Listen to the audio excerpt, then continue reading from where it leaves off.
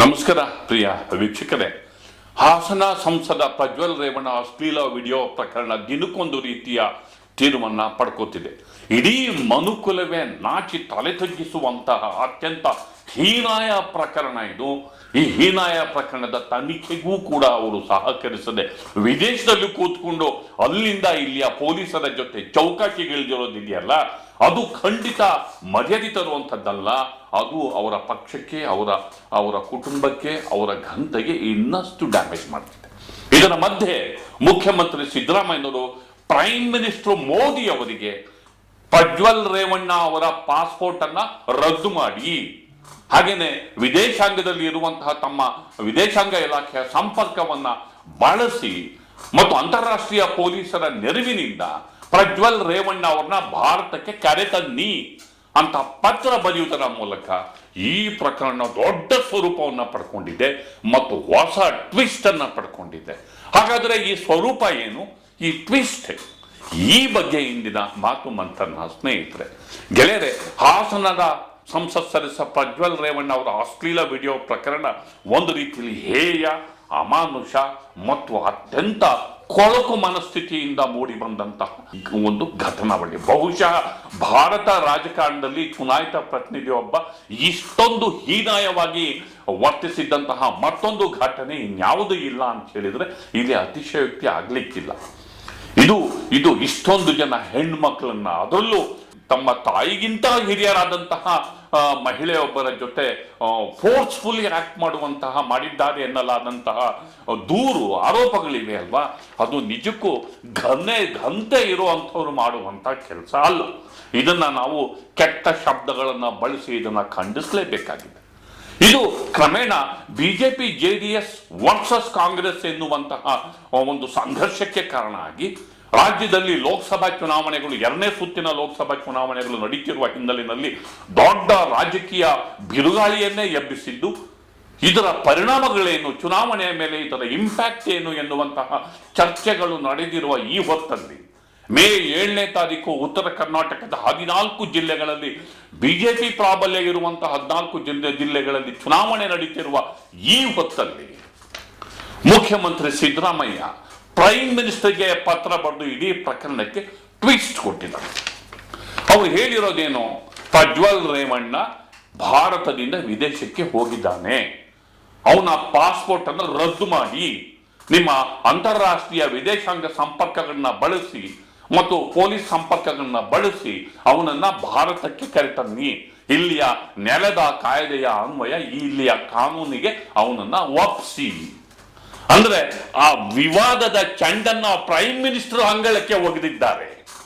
ಜಾಂಟ ನೋಡಿ, ಚುನಾವಣೆಗಳ ಹಿನ್ನೆಲೆಯಲ್ಲಿ ಎಂಥ ಜಾಂಟನ ಅಂತಂದ್ರೆ ಅಶ್ಲೀಲ ವಿಡಿಯೋ ಅಥವಾ ಪ್ರಜ್ವಲ್ ರೇವಣ್ಣ ಕಾಮಕಾಂಡದ ವಿವಾದದ ಚೆಂಡನ್ನ ಪ್ರಧಾನಿ ಅವರ ದಗದಗಿಸಿ ಉರಿಯುವ ಚೆಂಡನ್ನ, ಕಾಮಕಾಂಡದ ಚೆಂಡನ್ನ ಪ್ರೈಮ್ ಮಿನಿಸ್ಟರ್ ಅಂಗಳಕ್ಕೆ ಹೊಡೆದಿದ್ದಾರೆ ಸಿದ್ದರಾಮಯ್ಯ. ಇದು ಒಂದು ಹೇಗೆ ಈ ಪ್ರಕರಣ ಚುನಾವಣೆಗಳ ಹಿನ್ನೆಲೆಯಲ್ಲಿ ರಾಜಕೀಯ ಸ್ವರೂಪ ಪಡೆದು ಒಂದು ನ್ಯಾಷನಲ್ ಲೆವೆಲ್ ಅಲ್ಲಿ ಹೇಗೆ ಸುದ್ದಿಗೆ ಕಾರಣ ಆಗ್ತಾ ಇದೆ ಮತ್ತು ಹೇಗೆ ಒಂದು ಒಪಿನಿಯನ್ ಬಿಲ್ಡಿಂಗ್, ಒಂದು ರಾಜಕೀಯವಾಗಿ ಅಭಿಪ್ರಾಯವನ್ನು ರೂಪಿಸ್ತಿದೆ ಅನ್ನೋದಕ್ಕೆ ಈ ಜಾಂಟನದ ಪತ್ರ ಸಾಕ್ಷಿ. ಇದಕ್ಕೆ ಪರ್ಯಾಯವಾಗಿ ಒಂದು ಬಲ್ಲ ಮೂಲಗಳ ಪ್ರಕಾರ ನಾವು SIT ಮುಂದೆ ಹಾಜರಾಗೋದಕ್ಕೆ 1 ವಾರದ ಟೈಮನ್ನ ಅವರು ಕೇಳಿದ್ದಾರೆ ಅನ್ನೋ ಮಾಹಿತಿ ನಮಗೆ ಸಿಗ್ತಾ ಇದೆ. ಅದು ಜಾಂಟನದ ಮೂವೆ. ವಿದೇಶದಲ್ಲಿ ಕೂತ್ಕೊಂಡು ಇಲ್ಲಿ ತನಿಖೆಗಳು ನಡೆದಿದ್ರೆ ಈ ತನಿಖೆ ಜೊತೆ ಸಹಕರಿಸೋ ಬದಲು ಟೈಮ್ ಬೈಯಿಂಗ್ ಟ್ಯಾಕ್ಟಿಕ್ಸ್ ಅನ್ನ ಒಬ್ಬ ವ್ಯಕ್ತಿ, ಸಂಸತ್ ಸದಸ್ಯ, ಆರೋಪಿ ಇಷ್ಟೊಂದು ಸ್ಕ್ಯಾಂಡಲಸ್ ಮ್ಯಾನ್ ಮಾಡ್ತಿದ್ದಾನೆ ಅಂತಂದ್ರೆ ಈ ನೆಲದಲ್ಲಿ ಕಾನೂನು ಇದೆಯೋ ಇಲ್ವೋ ಅದನ್ನ ನಾವು ಏನಂತ ಕರಿಬೇಕು? ಅವ್ರ ತಂದೆ ಹೇಳ್ತಾರೆ ನೀವು ನೋಟಿಸ್ ಕೊಟ್ರೆ ನಾವು ಹಾಜರು ಮಾಡ್ತೀವಿ ಅಂತ ಹೇಳ್ತಾರೆ, ಆದ್ರೆ ನೋಟಿಸ್ ಕೊಟ್ಟಿದ್ದಾರೆ, ಅವ್ರು ಹಾಜರಾಗ್ತಿಲ್ಲ, 1 ವಾರ ಟೈಮ್ ಕೊಡಿ ಅಂತಂದ್ರೆ ಏನಿದರ ಅರ್ಥ? ಯಾಕೆ ಟೈಮ್ ಅನ್ನು ಕೇಳ್ತಿದ್ದಾರೆ?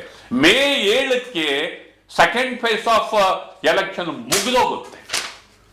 ಮೇ 7 ತನಕ ಎಳೆದ್ರೆ, ಟೈಮ್ ತಗೊಂಡ್ರೆ ಚುನಾವಣೆ ಮೇಲೆ ಇಂಪ್ಯಾಕ್ಟ್ ಆಗಲ್ಲ. ಈಗ ಬಂದು ಅರೆಸ್ಟ್ ಮಾಡ್ತಾರೆ, ಅರೆಸ್ಟ್ ಮಾಡಿದ್ರೆ ಯಾವ್ಯಾವ ಸಂತ್ರಸ್ತರು ಬಂದು ಏನೇನು ಕಂಪ್ಲೇಂಟ್ ಕೊಡ್ತಾರೋ ಅದು ಕರ್ಕೊಂಡ್ಬರೋದು, ಅವ್ರು ಸ್ಟೇಟ್ಮೆಂಟ್ ಮಾಡೋದು, ಇವ್ರು ಸ್ಟೇಟ್ಮೆಂಟ್ ಮಾಡೋದು, ವಿವಾದದ ಬಿರುಗಾಳಿ ಎದ್ದು ಬಿಡುತ್ತೆ. ಆ ವಿವಾದದ ಬಿರುಗಾಳಿನಲ್ಲಿ ಈಗ ಆಲ್ರೆಡಿ ಈ ಪಾರ್ಟಿ ಜೊತೆ ಯಾಕಾರ ಮೈತ್ರಿ ಮಾಡಿಕೊಂಡಪ್ಪ ಅನ್ನೋ ಪರಿಸ್ಥಿತಿ ಬಿಜೆಪಿಗೆ ಬಂದಿದ್ದು. ಈ JDS ಕಾರಣಕ್ಕೆ ಹೋಗಿ BJPಗೆ ಡ್ಯಾಮೇಜ್ ಆಗುತ್ತೆ. ಈ ಡ್ಯಾಮೇಜ್ ತಪ್ಪಿಸ್ಕೋಬೇಕಾದ್ರೆ ಒಂದು ಟೈಮ್ ಕಿಲ್ಲಿಂಗ್ ಟ್ಯಾಕ್ಟಿಸ್, ಕಾಲಾವಕಾಶವನ್ನ ಪಡ್ಕೊಳ್ಳೋದು. ಒಂದು 8 ದಿನ ತಳ್ಳಿ ಬಿಟ್ರೆ, ಹಿಂಗೆ ಕಾಂಟ್ರವರ್ಸಿ ಇಲ್ಲದೆ ಹೋದ್ರೆ ಎಲೆಕ್ಷನ್ ಮುಗಿದು ಬಿಡುತ್ತೆ. ಆಮೇಲೆ ಪ್ರಜ್ವಲ್ನರ ಕರ್ಕೊಂಡೋಗ್ಲಿ, ಯಾರನ್ನಾರ ಕರ್ಕೊಂಡೋಗ್ಲಿ, ಬೀಸೋದೊಣ್ಣೆ ತಪ್ಪಿಸ್ಕೊಂಡ್ರೆ 1000 ವರ್ಷ ಆಯಸ್ಸು ಅನ್ನೋ ಪರಿಸ್ಥಿತಿ BJP. ವಾಸ್ತವವಾಗಿ BJPಗೂ ಇದಕ್ಕೂ ನೇರ ಸಂಬಂಧ ಇಲ್ಲ. ಅದು JDS ಅಭ್ಯರ್ಥಿಯವರು ಏನೋ ಮಾಡ್ಕೊಂಡಿದ್ದಾರೆ. ಆದ್ರೆ ಅಲಯನ್ಸ್ ಅವ್ರದ್ದಿದೆ. ಅಂದ್ರೆ ಇದೆಲ್ಲ ಕಾಂಟ್ರವರ್ಸಿಸ್ ಆಗೋದಕ್ಕಿಂತ ಮೊದಲು ಅವ್ರ ಮೇಲೆ ಅಲಿಗೇಷನ್ ಇದ್ದಿದ್ದು BJPಗೂ ಗೊತ್ತು. ಮತ್ತೆ ಅವ್ರ ಮೇಲೆ ಇರೋ CD ರಿಲೀಸ್ ಮಾಡ್ತೀನಿ ಅಂತ ದೇವರಾಜೇಗೌಡ BJP ಅವರೇ ಆದ ಬೆದರಿಕೆಯನ್ನು ಹಾಕಿದ್ದು ಕೂಡ ಅವ್ರಿಗೆ ಗೊತ್ತು.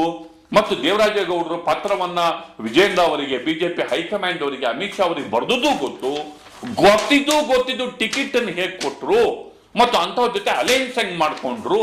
ಹೀಗಾಗಿ ನೀವು ಪ್ರತ್ಯಕ್ಷನಾದ್ರು ಅಂದ್ಕೊಳ್ಳಿ, ಪರೋಕ್ಷನಾದ್ರು ಅಂದ್ಕೊಳ್ಳಿ, ಇದರ ನೈತಿಕ ಹೊಣೆಯನ್ನು BJPನೂ ಹೊರಬೇಕು ಅಂತ ಹೇಳಿ ಚುನಾವಣೆಯ ಸಂದರ್ಭದಲ್ಲಿ BJPಗೂ ಕೂಡ ಕಾಂಗ್ರೆಸ್ ಗನ್ ಪಾಯಿಂಟ್ ಅನ್ನ ತಿರುಗಿಸ್ತಿರೋದು ಇಡೀ ಪ್ರಕರಣಕ್ಕೆ ಇನ್ನೊಂದಿಷ್ಟು ಸಂಘರ್ಷದ ಜಟಾಪಟಿಯ ಕೌತುಕದ ತಿರುವನ್ನ ತಂದುಕೊಟ್ಟಿದೆ ಅನ್ನೋದು ಎಲ್ರಿಗೂ ಗೊತ್ತಿರುವಂತ ಸಂಗತಿ. ಹೀಗಾಗಿ ಇಲ್ಲಿ ಈ ಚುನಾವಣೆಯ ಮೇಲೆ ಇದು ಯಾವ ರೀತಿಯ ಪರಿಣಾಮ ಬೀರಬಹುದು ಅನ್ನೋದು ಸಾಕಷ್ಟು ಚರ್ಚೆಗೆ ಮತ್ತು ಕುತೂಹಲಕ್ಕೂ ಕೂಡ ಕಾರಣ ಆಗ್ತಾ ಇದೆ. ಇದು ಎರಡನೆಯ ಚಿತ್ರ. ಮತ್ತು ಇಂಪಾರ್ಟೆಂಟ್ ವಿಚಾರಕ್ಕೆ ಬರೋದಾದರೆ, ಇಷ್ಟು ದಿನ ಆಯಿತು, ಅದ್ರ ಸೋರ್ಸ್ ಯಾರೋ ಒಬ್ಬ ಬಂದು ಪೆನ್ ಡ್ರೈವ್ ಅಲ್ಲಿ ತಗೊಂಡು ಬಸ್ ಸ್ಟ್ಯಾಂಡಲ್ಲಿ ಹೋಟ್ಲಲ್ಲಿ ಡಿಸ್ಟ್ರಿಬ್ಯೂಟ್ ಮಾಡ್ಕೊಂಡು ಚೆಲ್ಕೊಂಡು ಹೋಗ್ತಾನೆ. ಕಳ್ಳೆಪುರಿನ ಕೆಟ್ಟೋಯ್ತಾ ಪೆನ್ ಡ್ರೈವು. ಒಂದು ಸಂಚಿರೋದು ನಮಗೆ ಮೇಲ್ನೋಟು ಕಾಣುತ್ತೆ. ಆ ಸಂಚಿನ ರೂವಾರಿ ಯಾರು, ಡಿಸ್ಟ್ರಿಬ್ಯೂಟ್ ಮಾಡಿದವ್ರು ಯಾರು? ಈಗ already Prajwal driver open statement ಮಾಡಿದ್ದಾನೆ, ನಾನು ಅದನ್ನ ನನ್ನ ಹತ್ರ ಇತ್ತು, ನಾನು ದೇವರಾಜೇಗೌಡರಿಗೆ ಕೊಟ್ಟಿದ್ದೆ ಅಂತ. ಅಂದ್ರೆ ಯಾರ ಹತ್ರ ಮೂಲ ಇತ್ತು ಅನ್ನುವಂತಹ ಸೋರ್ಸ್ ನಿಮಗೆ ಗೊತ್ತಾಗಿದೆ. ಇಷ್ಟಿದ್ರೂ ಕೂಡ ಇದರ ಮೂಲ ಡಿಸ್ಟ್ರಿಬ್ಯೂಷನ್, ನೀವು ಅಫೆನ್ಸ್ ಅವ್ರು ಮಾಡಿರೋದು ಎಷ್ಟು ತಪ್ಪು, ಡಿಸ್ಟ್ರಿಬ್ಯೂಟ್ ಮಾಡಿ ಹೆಣ್ಮಕ್ಳ ಖಾಸಗಿ ಕ್ಷಣವನ್ನ ಬೀದಿಗೆ ತಂದು ಅವರವ್ರ ಇಷ್ಟ ಅದನ್ನು ತಂದು ಅವ್ರ ಮಾನ ಮರ್ಯಾದೆ ಹರಾಜಾಕಿ ಅವರ ಬದುಕನ್ನ ನರಕ ಮಾಡೋದಕ್ಕೆ ನಿಮಗೇನು ಹಕ್ಕಿದೆ? ಅದು ಕೂಡ ತಪ್ಪೆ. ಅದನ್ನು ಮಾಡಿದವಾಗ ಯಾರು ಪತ್ತೆ ಹಚ್ಚಬೇಕು? ಇಷ್ಟು ದಿನ ಆದ್ರೂ ಕೂಡ ಯಾಕೆ ಪತ್ತೆ ಹಚ್ಚಿಲ್ಲ? CCTVಗಳಿಲ್ವಾ? ಡಿಸ್ಟ್ರಿಬ್ಯೂಟ್ ಮಾಡೋ ಜಾಗದಲ್ಲಿ ಯಾರು ಸರಿಯಾಗಿಲ್ವಾ? ಯಾಕೆ ಅದರ ಮೂಲ ಅಶ್ಲೀಲ ವಿಡಿಯೋಗಳನ್ನ ಯಾಕೆ ಸೀಸ್ ಮಾಡಕ್ಕಾಗಿಲ್ಲ? ಸೀಸ್ ಮಾಡಿ ಪೊಲೀಸರು ಅದನ್ನ ತನ್ನ ವಶಕ್ಕೆ ಯಾಕೆ ತಗೊಳಕ್ಕಾಗಿಲ್ಲ?